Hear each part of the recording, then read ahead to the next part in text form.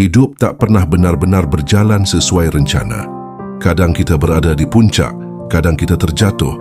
Namun di tengah kekacauan dan ketidakpastian itu, ada satu hal yang harus bisa kita kendalikan, yaitu pikiran kita sendiri. Hari ini, kita akan menyelami dua konsep yang mampu menjadi pondasi kokoh dalam menghadapi kerasnya hidup saat ini, stoikisme dan ketahanan mental. Di dalam video ini, kita akan membahas bagaimana prinsip-prinsip kuno dari filsafat stoik yang masih relevan hingga saat ini, dan bagaimana hal itu berpadu dengan pemahaman modern tentang mental resilience dalam bentuk psikologi.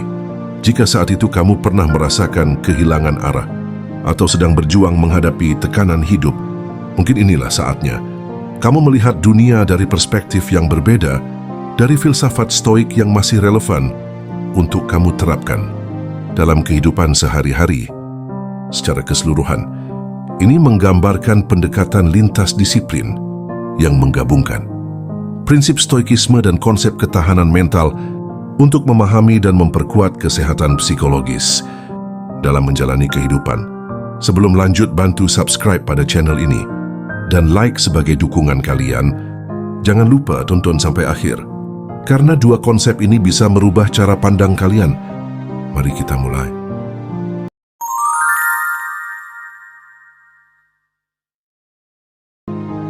Konsep pertama, pengantar dari ajaran stoikisme. Stoikisme adalah sebuah aliran filsafat yang lahir di Yunani kuno sekitar abad ketiga dan berkembang pesat di Roma. Tokoh besarnya dalam ajaran ini, seperti Zeno dari Citium, adalah pendiri stoikisme. Ini juga termasuk Epictetus Seneca dan Marcus Aurelius, meskipun berasal dari masa lampau. Stoikisme tetap relevan karena mengajarkan cara hidup yang rasional, tenang dan tangguh dalam menghadapi penderitaan maupun keberuntungan. Seperti penjelasan sebelumnya, inti dari stoikisme adalah menyadari bahwa ada hal-hal yang bisa kita kendalikan. Yang tidak bisa kita kendalikan adalah hasil opini orang lain dan peristiwa eksternal. Kebebasan sejati datang ketika kita hanya peduli pada apa yang bisa kita kendalikan. Dengan memahami ini, kita bisa berhenti menyalahkan keadaan atau orang lain dan berhenti berharap kepada mereka yang tidak penting dan mulai bertanggung jawab atas diri sendiri. Agar hidup lebih selaras dengan keadaan, stoikisme mengajarkan bahwa manusia seharusnya hidup selaras dengan alam dan kodratnya sebagai makhluk rasional.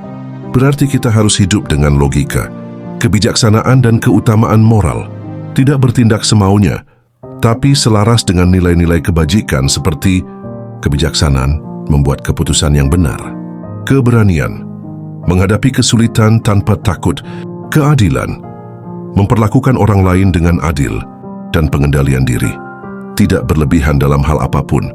Dalam menghadapi penderitaan dengan tenang, stoikisme tidak mengajarkan kita untuk menghindari rasa sakit atau emosi negatif, tetapi mengajak kita untuk menghadapinya dengan tenang dan lapang dada. Penderitaan adalah bagian alami dari hidup. Stoikisme mengajarkan kita untuk tidak dikendalikan oleh emosi, melainkan mengamati dan memahami emosi tersebut tanpa larut di dalamnya. Ini adalah sebagai latihan mental. Membayangkan kemungkinan terburuk yang bisa terjadi, tujuannya bukan untuk menjadi pesimis, tapi untuk mempersiapkan diri secara mental. Sebelum menghadapi ujian penting atau wawancara kerja, kita membayangkan kemungkinan gagal. Dengan begitu, kita tidak terlalu kaget atau hancur jika hal itu benar-benar terjadi. Belajar memahami jika itu akan terjadi. Anggap ini sebagai pelajaran dari hidup kita sendiri. Stoikisme juga mengajarkan bahwa mengingat kematian bukanlah sesuatu yang menyeramkan, melainkan pembebasan. Dengan sadar bahwa hidup ini sementara, kita akan lebih menghargai setiap momen dan berhenti membuang waktu pada hal-hal yang tidak penting. Memento mori membantu kita hidup dengan lebih penuh makna. Fokuslah pada tindakanmu sendiri, karena setiap kesabaran adalah sebagai dukungan karakter. Hari ini kamu merasakan kenikmatan di bagian hidup. Ketika merasa nyaman dengan keadaan, justru nilai dirimu akan terlihat seperti pondasi yang kuat. Merasa nyaman dengan keadaan. Dalam ajaran stoikisme, kita dianjurkan untuk fokus pada usaha bukan hasil. Perlakuan ini bentuk dari ketahanan mental, seperti yang dikatakan oleh Epictetus. Manusia diajarkan untuk fokus dengan keadaan bahwa kita siap untuk melewati jalan kehidupan yang kita hadapi saat ini dan seterusnya, bahkan mungkin lebih selaras dengan keadaan yang kita alami untuk berjuang dan mempertimbangkan pada nilai kita sendiri, karena hasil berada di luar kendali kita. Ketika kita berusaha sebaik mungkin, kita sudah melakukan bagian kita. Jika hasilnya tidak sesuai harapan, itu bukan kegagalan, itu adalah bagian dari hidup yang sedang kita alami saat ini, dan seterusnya sampai akhir. Stoikisme bukan hanya teori, tapi gaya hidup yang mengajarkan kita untuk hidup dengan integritas, ketenangan dan kekuatan batin. Di dunia yang penuh tekanan distraksi dan ketidakpastian, Stoikisme bisa menjadi kompas moral dan psikologis untuk menghadapi hidup dengan kepala tegak dan hati yang tenang dalam menjalankan kehidupan sehari-hari, bukan di tengah hambatan dalam psikologi manusia. Oleh karena itu, konsep ini bisa menjadi pilihan dalam psikologi kehidupan.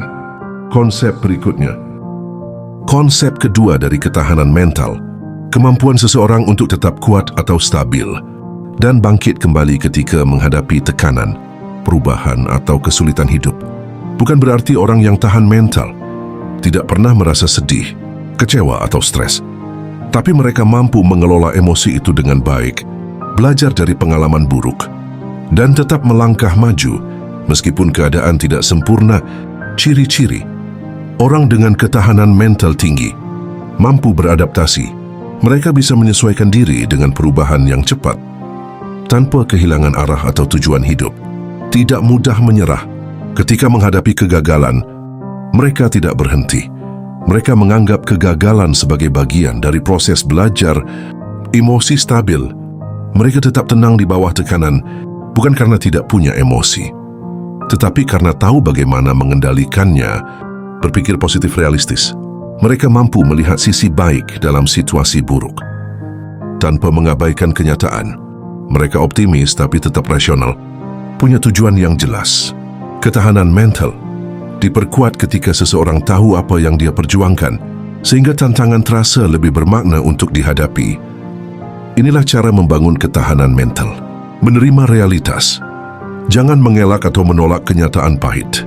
Penerimaan adalah langkah pertama untuk bisa bergerak maju, mengembangkan pola pikir yang tumbuh. Percayalah bahwa kemampuan bisa berkembang lewat usaha, bukan ditentukan sejak lahir. Ketahanan mental dan hubungannya dengan stoikisme.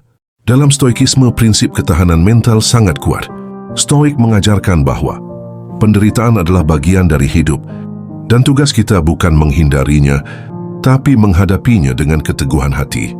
Ini sejalan dengan konsep modern tentang ketahanan mental. Tetap berdiri kokoh, bahkan ketika badai kehidupan datang. Tidak ada badai yang mampu menghancurkan lautan yang tenang. Di dalam diri kita, menurut Marcus Aurelius, banyak berbicara tentang kekuatan batin dan ketahanan.